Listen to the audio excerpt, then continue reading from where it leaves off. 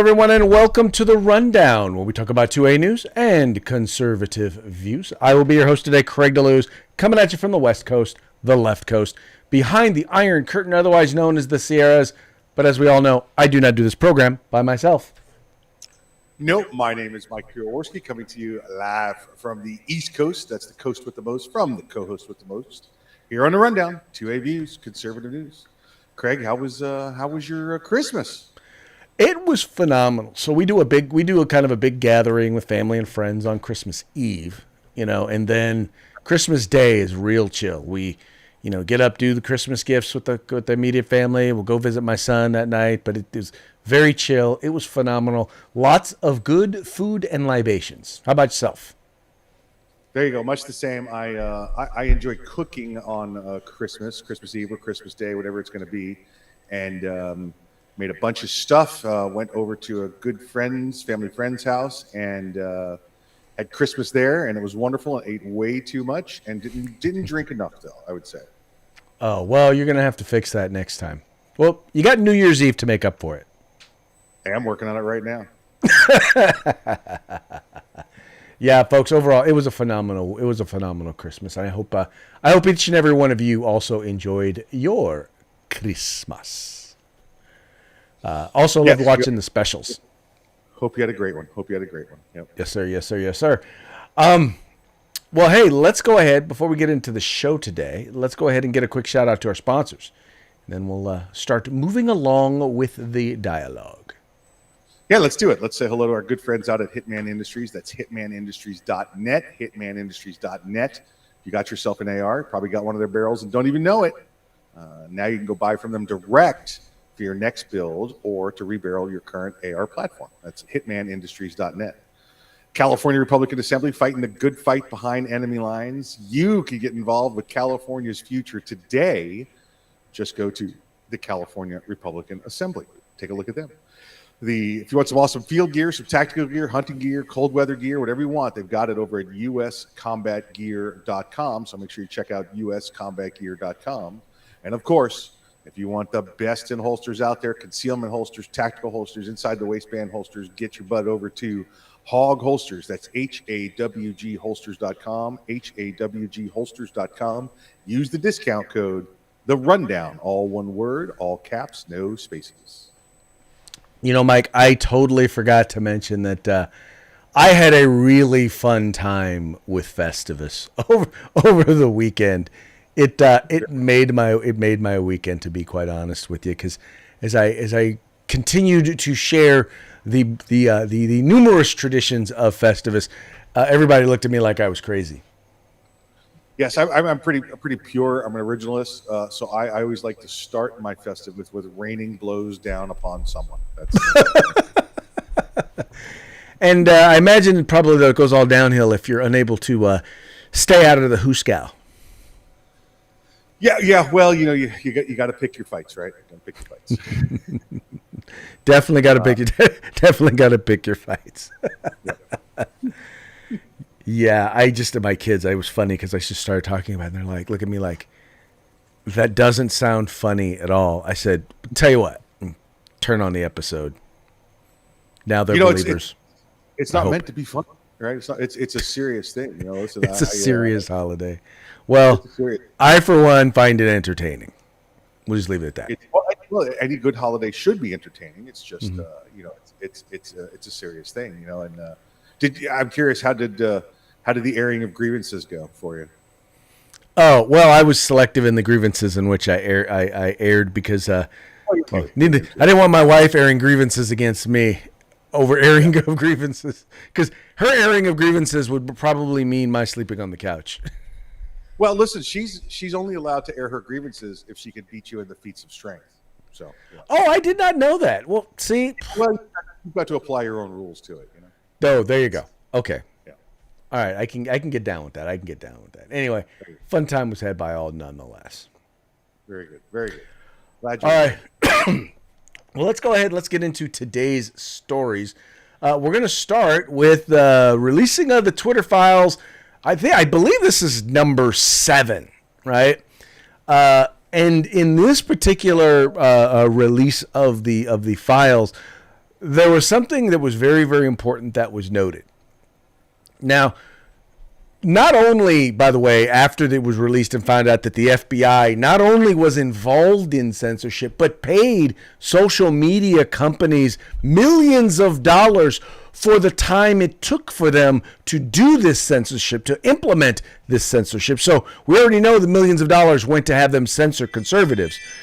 But on top of that, we now find out that they were not the only state actors. In fact, Mike, the CIA was involved in doing the very same thing. Now, mind you, they mainly are speaking to they're mainly speaking to them and other agencies. They were not involved in it to the degree that the FBI was.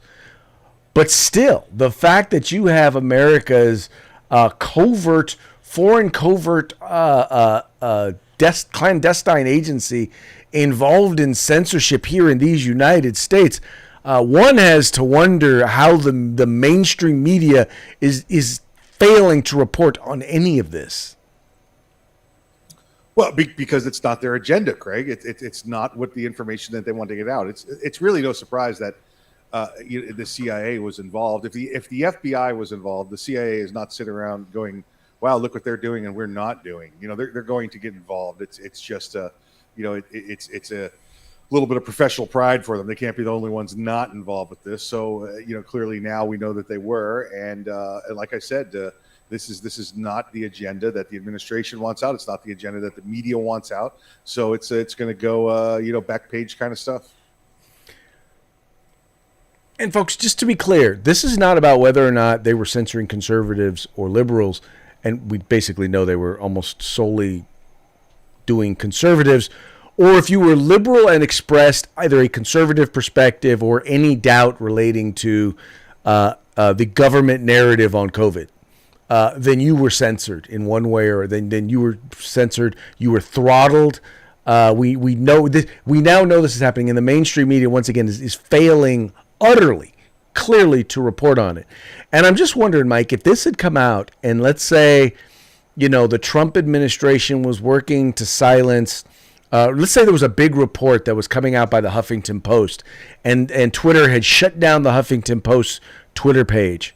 Right, to shut down their Twitter account, and then Facebook decided that they were going to censor any bit of that story that came out of the Huffington Post. How long do you think it would be before MSNBC, CNN, and all the other left-wing alphabet soups, New York Times, all of them would have lost their minds? Oh, it'd have been instantaneous, and then we'd have another year and a half worth of hearings on the Hill, to discuss the collusion. And misappropriation of the media that Donald Trump had been accused of. Right. Well, eventually we'll find out. We will know, and it will be confirmed that this all, in fact, did happen. And once again, it'll probably be too late. We'll probably find it out after the 2024 election.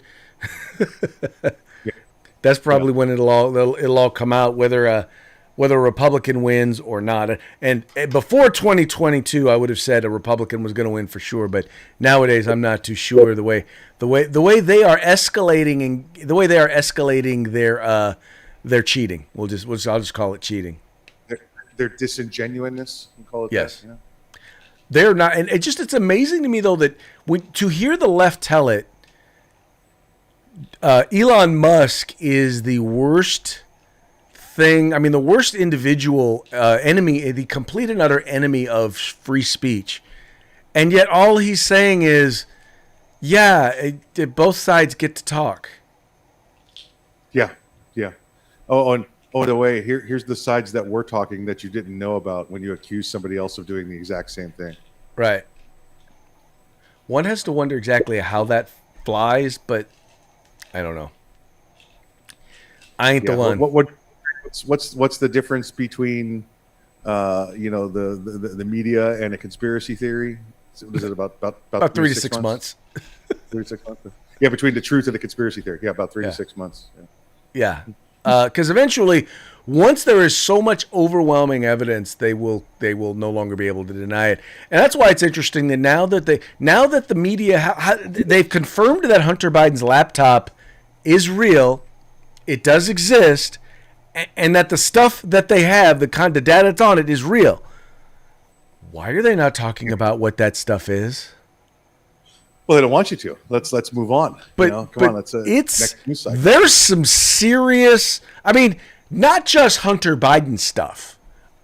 I mean, we're talking. There are some serious ties and links to his father, to influence peddling and trading, and they're not mentioning any of. They're acting like, oh, well, this has just got to do with some tax stuff with gold. Hunter the crackhead over there. Well, because it would completely dismantle our efforts in the Ukraine and why we're there. Right. Yeah. Remember the rumor? Remember the rumor that Hunter was on the board of commissions for the Ukraine oil and gas company, getting $100,000 a month for doing nothing but having his name on it alone. Wonder if that has anything to do with the president's involvement in the Ukraine now.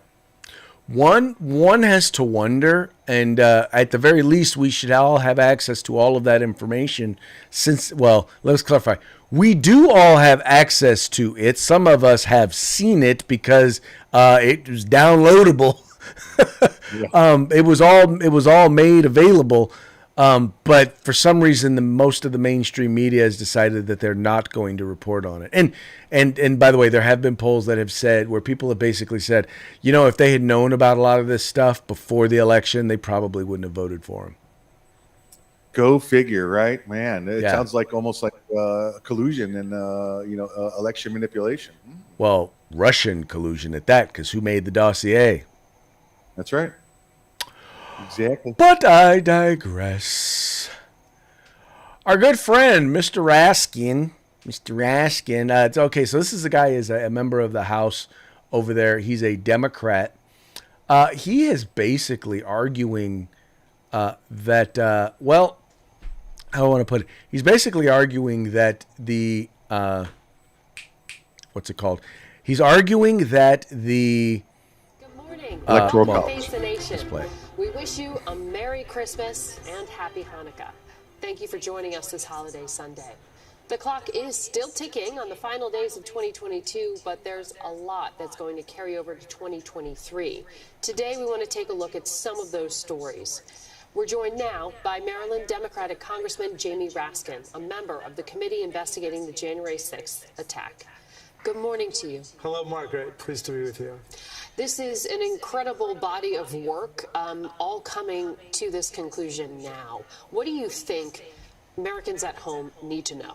It's a story of some real villainy and some real danger to democracy, but also of real heroism and commitment to American democratic freedom. And with democracy under attack all over the world, like with Putin invading Ukraine, and the Ukrainian people standing up for their democratic freedom, and tyrants and autocrats on the march everywhere, it's good to know that we have a strong, resurgent democratic spirit in America. The institutions held.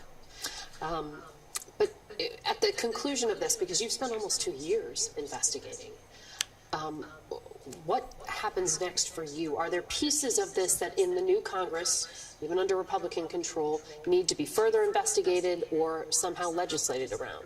Well, when you say the institutions held, they did hold just barely.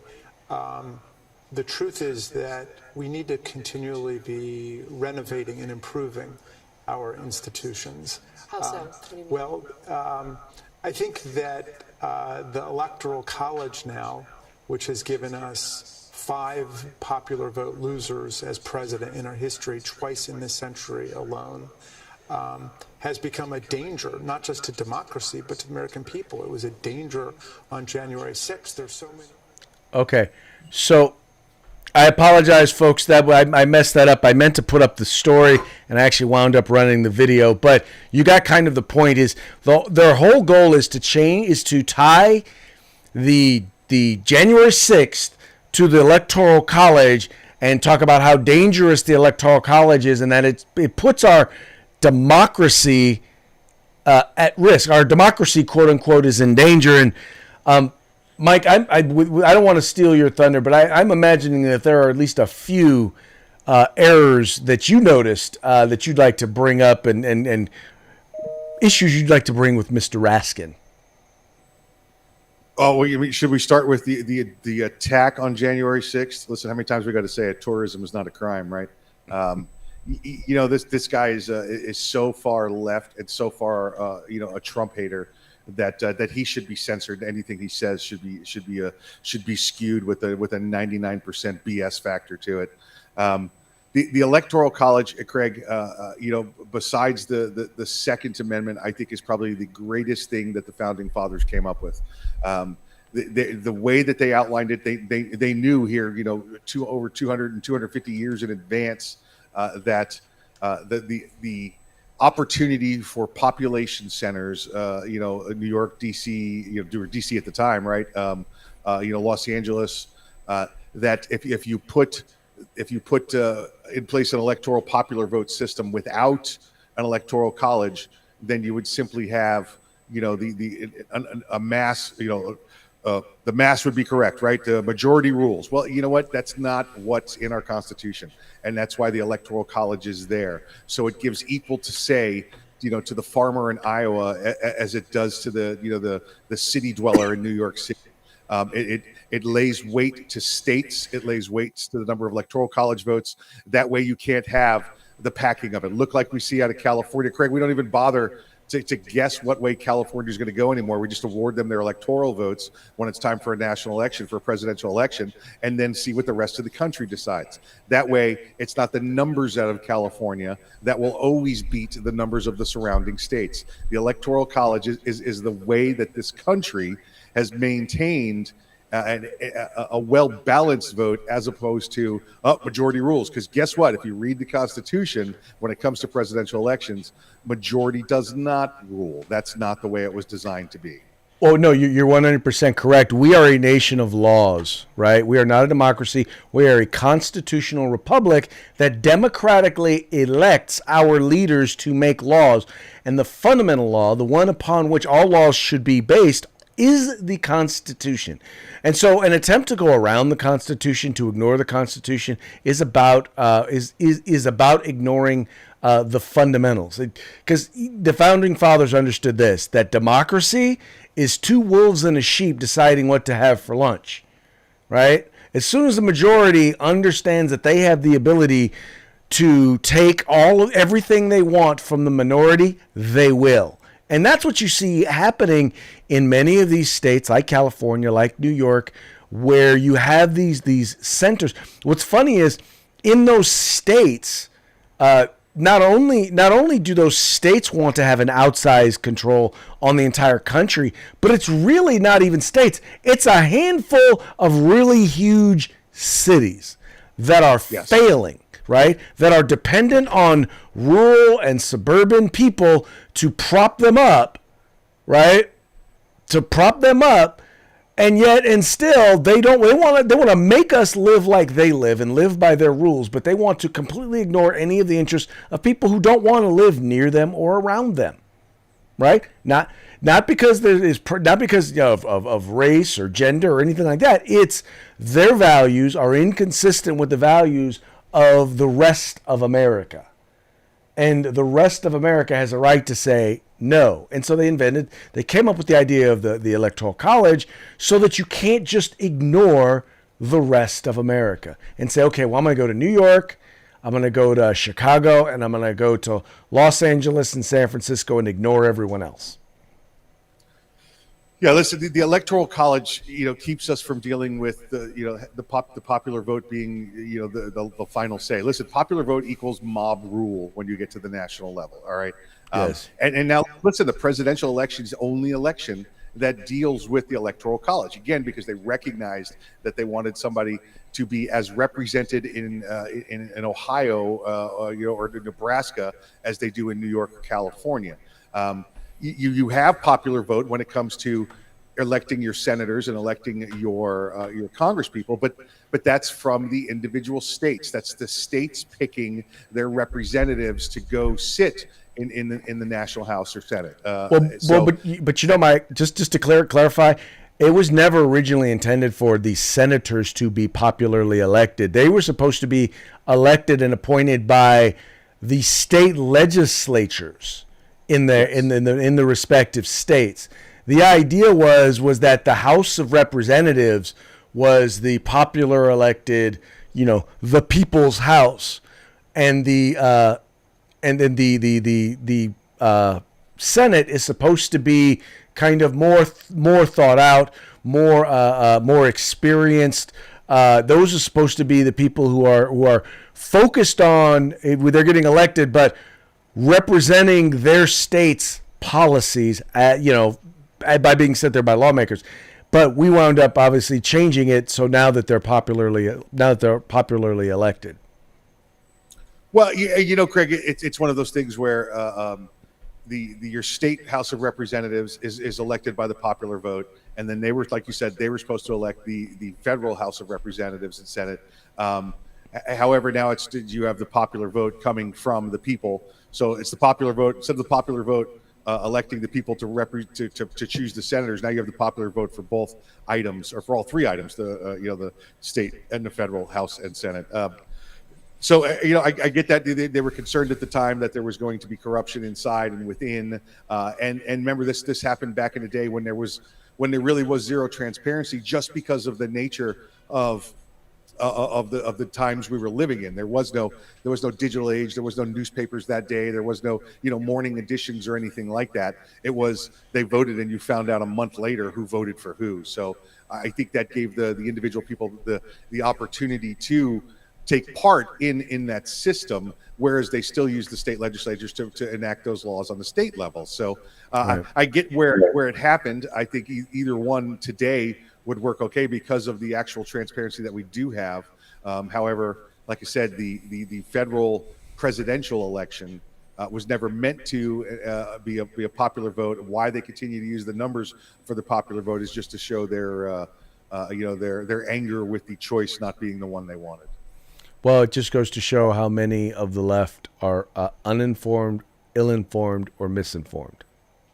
I mean, Craig, just as a quick example, let's say we add, 20 million people to the state of California tomorrow, right? Mm-hmm. We know about 70 or 80% of them are going to be Democrats, so that's going to pad those numbers even more on the popular vote. However, when you go with electoral colleges and the number of electoral votes, nothing would change. So the popular vote has nothing to do with the it would change every 10 years. It would change based on the census numbers in terms of how many electoral votes California would get. In other words, California's electoral votes don't stay the same, but yes, it's not going to be a person for person change. Correct. Yeah. But once again, it'll be changed to a degree such that California will still be it'll still have a huge chunk of the votes, but it won't be changed so much such that people will be able to, once again, ignore smaller states like Wyoming or Alaska or Kansas or any number of those mid-sized to smaller states. Yes, absolutely. All right, moving right along. I want to say that I honestly, truly want to say that this was a given. I mean, we always knew that the CDC, the Center for Disease Control, which for some reason has taken it upon itself to actually study. Well, they study causes of death, but they've taken a special interest in firearms-related deaths. And in particular, what their goal has been is many at the CDC see the Second Amendment as a disease and want to see the individual right to keep and bear arms gotten rid of. And so for a long time they did research, and that research wasn't necessarily research. It was a development of propaganda in order to encourage lawmakers to end the Second Amendment.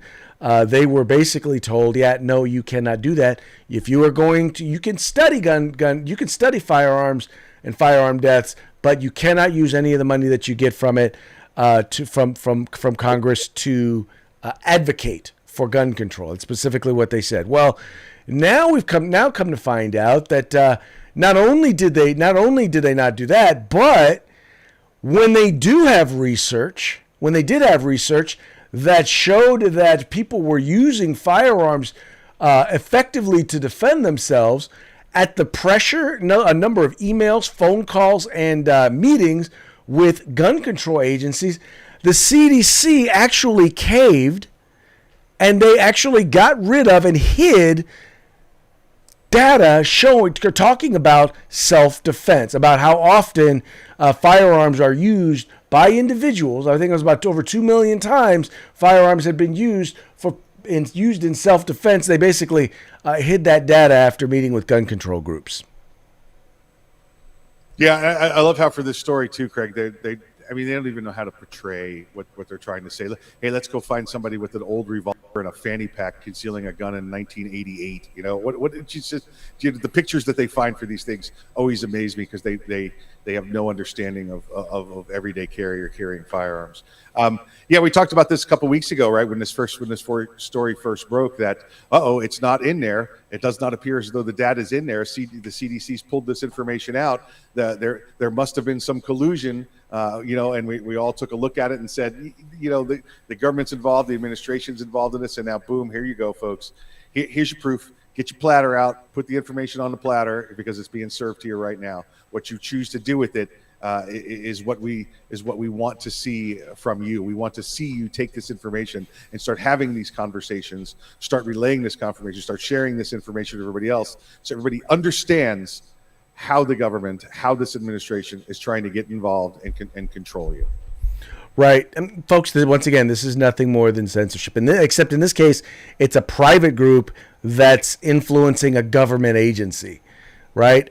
Folks, you need to understand how in bed these folks are with each other. They are hiring each other. They're working for, whether it's the FBI and you have people leaving the FBI to go to work for Twitter and go to work for Facebook, or you have people with the CDC who are leaving the CDC and going to work for Everytown or for the Brady campaign.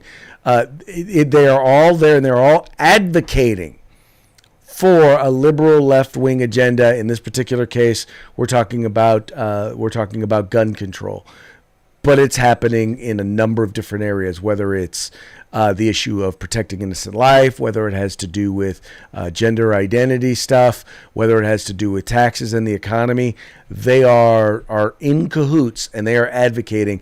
The media is not reporting the news; they're advocating. These government agencies are not protecting your rights or doing their jobs, enforcing the law. They are advocating, and you need to understand that as you deal with them. Listen, you talked about FBI. We talked about CIA last one. We're talking about government agencies. They clearly get their marching orders from the administration. That's the way it's supposed to be. They tell them what their priorities are. They should be trying to stay within the rule of law, but we've seen that sometimes that's a little bit more difficult for them. As far as these independent agencies, yes, Craig, you're right. They are independent, but they all have the hand of the administration on their shoulder guiding them. Yes, they do. Yes, they do. And this one the hand needs to change. How about that? Yeah, there you go. All right. Next on the list, I found this to be interesting, Mike, and the reason why I wanted to report on this story was because you talked really eloquently about kind of the history of kind of the respect that the military has for Confederate soldiers. And it's interesting because now at West Point, they're starting to remove any Confederate iconography from campus. And I just wanted to get your perspective on this and see what you thought about this. Do you think this is, I'm just gonna guess and think you disagree with it. Not so much. I mean, do you think it is doing harm? I guess that's my biggest question.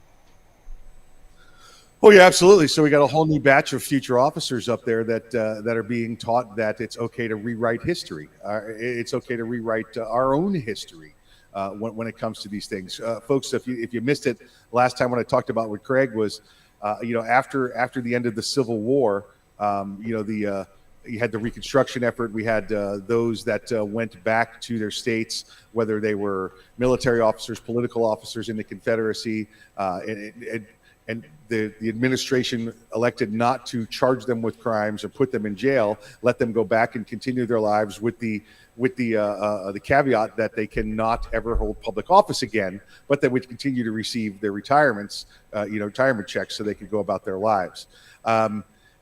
for that inter space period there between the end of the Civil War and before, really like the Spanish-American War, when we came into modern times and became a world power, nobody knew what to do, and we had living Civil War members, Confederate Civil War members that were getting, they had nothing. They had no VA kind of services, nothing along those lines.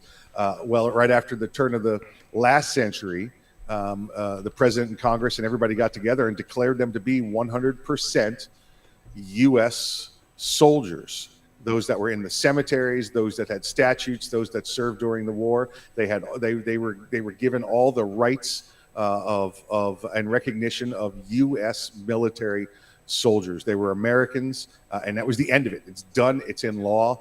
And now we're going back, and we continue. Every time they take one of these down, they're disgracing and they're spitting on the graves of American soldiers and American heroes. That's what's going on now up there in the West Point. The wokeified generals, and I take this to the generals who are taking their marching orders from the Secretary of Defense and taking it from all the rest of the cabinet and this administration.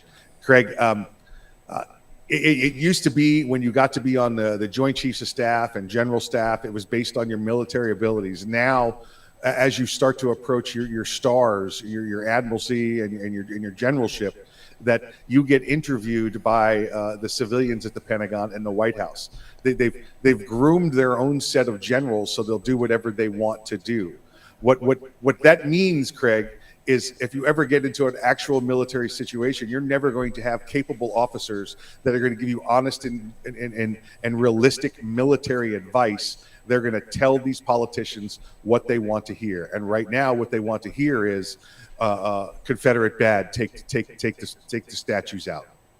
Well, and it's funny because and I actually did a little bit of studying on it myself and come to realize that like General Robert E. Lee and a number of Southern soldiers went out of their way, and one of the reasons why they were on was because they went out of their way that once the war was over to try and accept we are American citizens.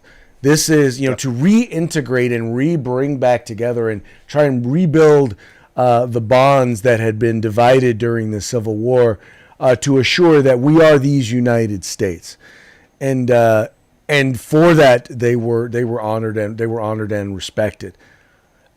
And I think that when you forget that, and when you ignore that, I think you leave out an important part of American history. And I get not celebrating the Confederacy. I completely and utterly get that. But my issue is that they're going beyond not celebrating it. They're to the point now where they're actually trying to deny history. And that does no one any good. Let's be clear. That's an excellent clarification.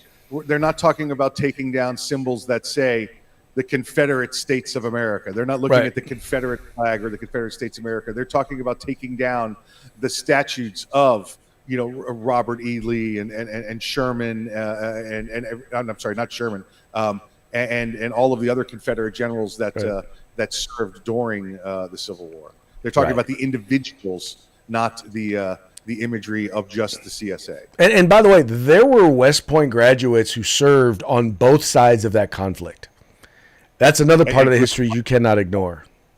Right, including Robert E. Lee. Yep. Right. And once again, it's a denial. You can recognize history without celebrating it.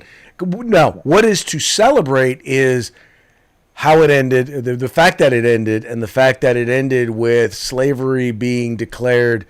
It was ended in these United States, and the United States came back together and became stronger than ever.